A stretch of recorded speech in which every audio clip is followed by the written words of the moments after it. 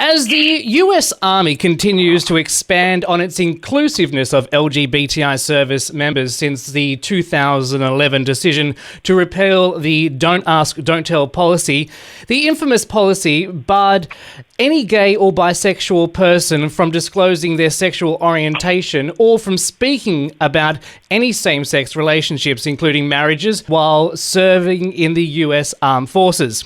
It's now on track to remove its classification of trans people as administratively unfit, meaning that they no longer be deemed to have a psychosexual condition by the standards of medical fitness. This change will come into effect at some point in 2016. In light of the impending change, today here on the show, we are chatting with Shane Ortega, who is America's first openly trans soldier. Shane, welcome to the show. Thank you so much, Troy. I really appreciate it. Thank you. And hey, everybody down in Australia. Yeah, we say g'day, mate. Yeah. No, just kidding. Oh, yeah, good day. Yeah. There you go. I'm only kidding. That's just a really, really bad stereotype. We all don't talk like that. Foster's, right? Foster's. Australians are good. I hear that's horrible. Don't say that. I love it. Welcome to the show. This is a huge title to have. America's first openly trans soldier. Tell us about that, if you can. Well, I think I feel like, that sort of like Spider-Man quote, or is it Superman, where it's like, with great power comes great responsibility. Yeah. So it's I think that was Spider-Man. It's a lot. Yeah. I think the response has actually been pretty overwhelmingly positive. I've had a few little rough patches, but usually it's just people that are uneducated on the subject of like transgender people. But for the most part, it's just a huge responsibility, and it's sort of like I just don't want to mess up this opportunity to help a lot of people as best as I can, and to make sure I talk about all the the pertinent issues.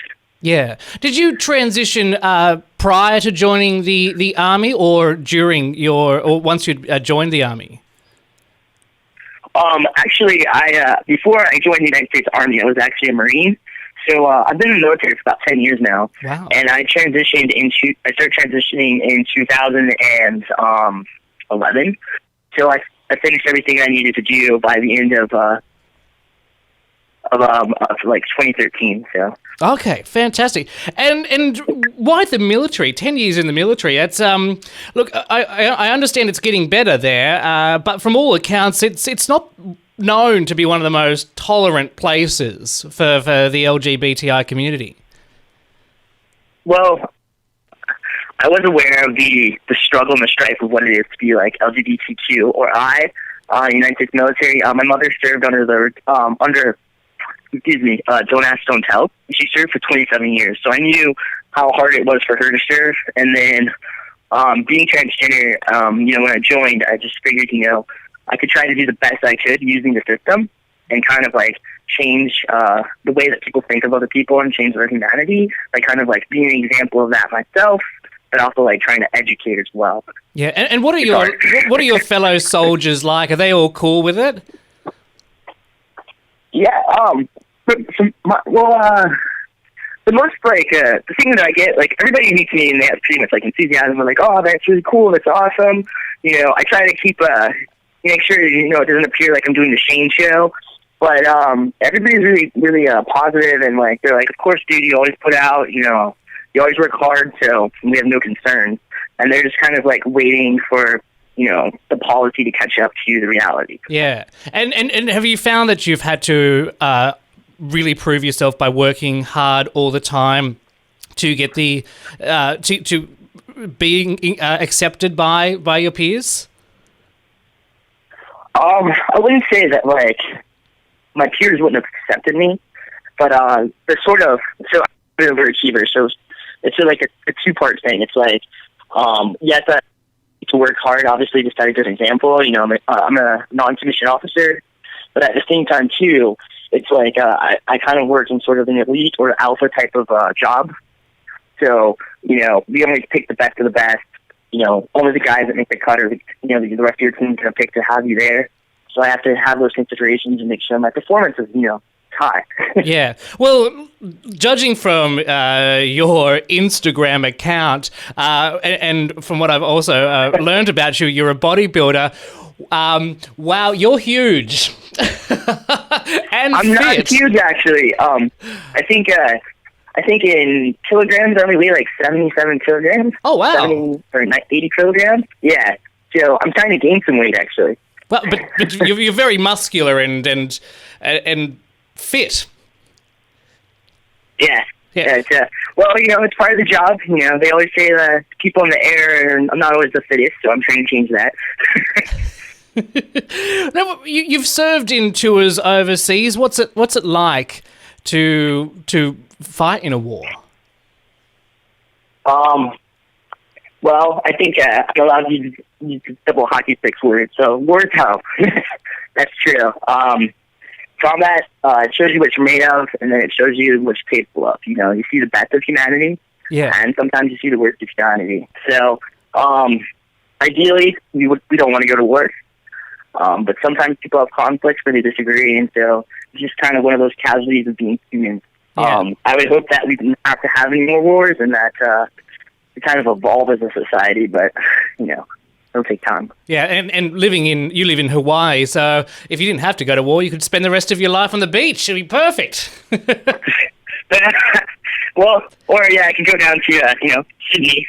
Surfland. It's my next spot. You are more than welcome to come to Australia. We'll give you the grand gay tour when you do.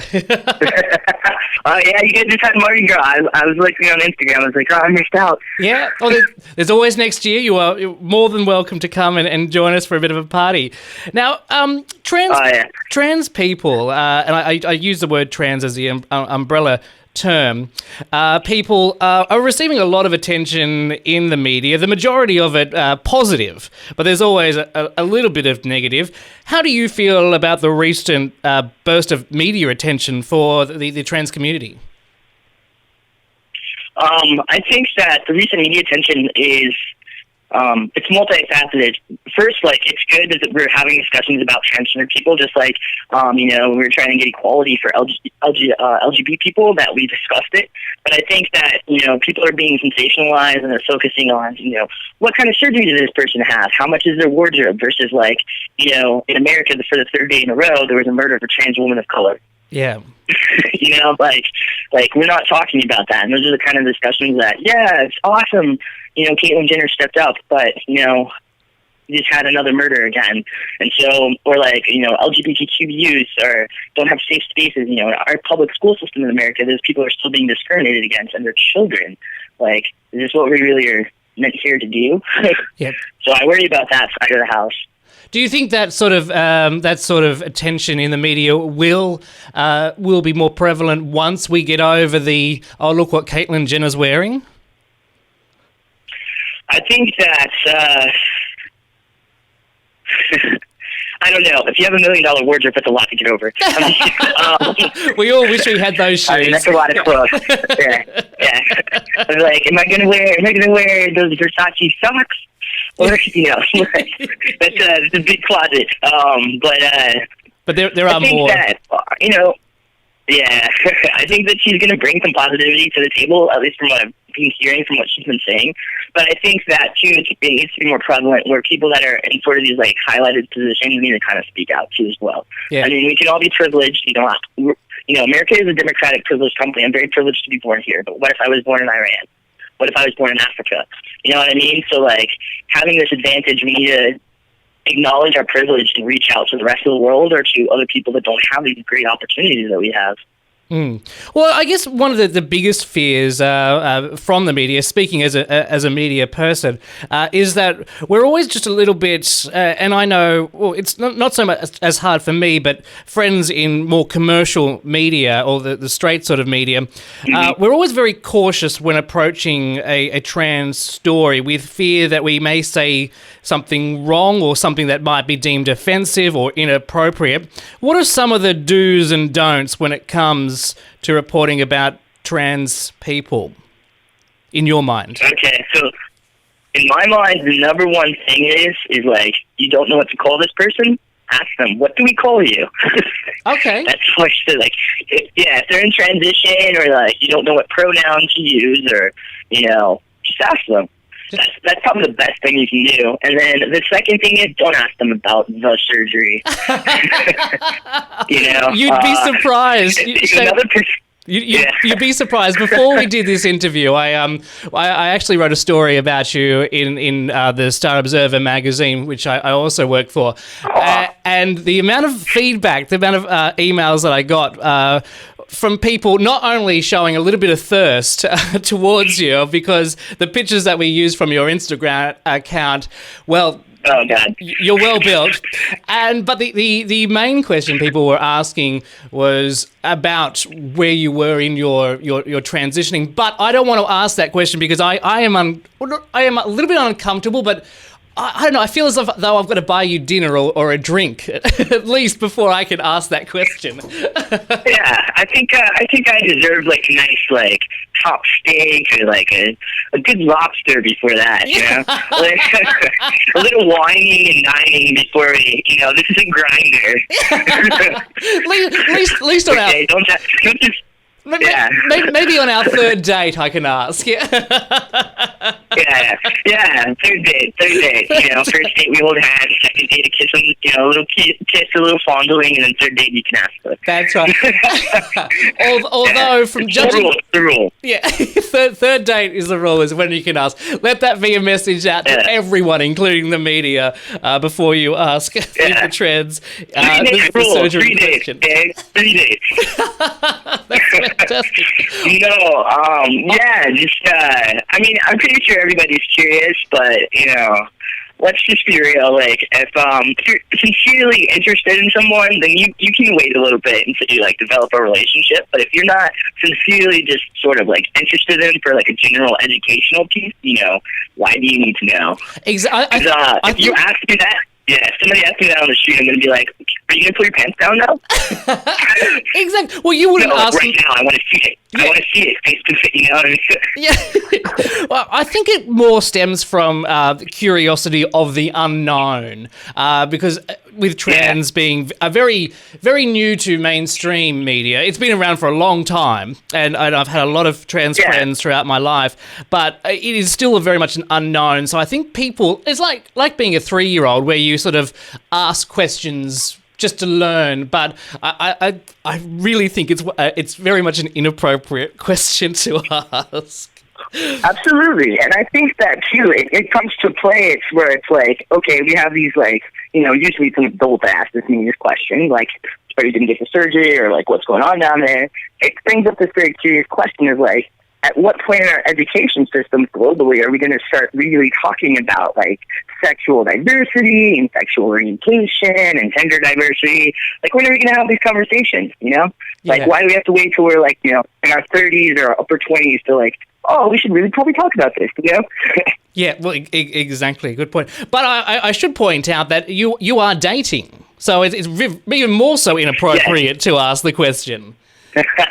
Yes. I'm dating a trans woman. She's also an activist in Canada. Her name's Tina, and she used to be a model. So now she's a nursing student. She's graduating next spring. And she's gorgeous. You've done well. Sometimes I'm like, cool. Yeah. Also, too, Tina is taller than I am because obviously, I'm a midget. I'm just kidding. I'm a short person. I'm only 5'6". So I don't know what that is in centimeters. So I'm only 5'6", but Tina's like 6'1". Wow. So, it's like a Great Dane and a Chihuahua. Wow, that's a huge difference. That's a huge, and I've got to ask. We're having big some personality. Fun. Yeah, I have a big personality. Yes, you very much so, and we love it. We love it. I do have to ask. Do you get a lot of attention from both men and women? Yes. Previously to my current partner, like, I identify as queer or pansexual, so I don't usually limit myself on that sort of, like, oh, we could be attracted and, ooh. You know what I mean? So, but I would say, yes, more so after I've done these sort of, like, articles and things like that, I've gotten some wolf. There you go. Yeah. Some wolf. Oh, that you have. People, like, if I go to the from the bar or something. So that's always entertaining. But I'm always nice and polite and like, yes, we can take a picture together. And, oh, that's good. That's good. And how do you? Yeah, how do have you? good fun with it. How do you deal with it?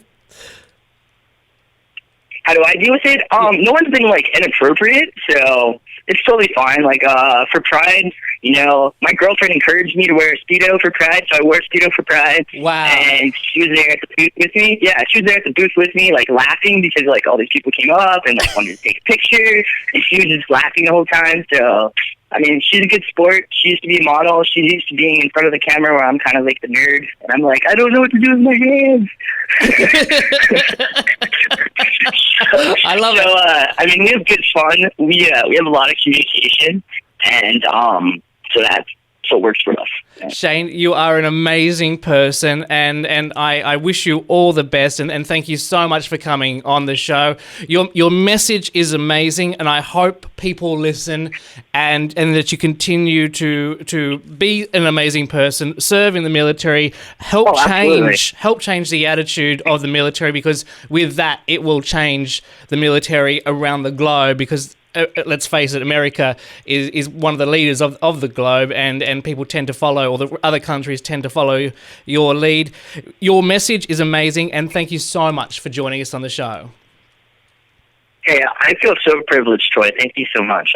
I really, really appreciate it. Thank you. And I love you guys in Australia. I'm going to come visit soon.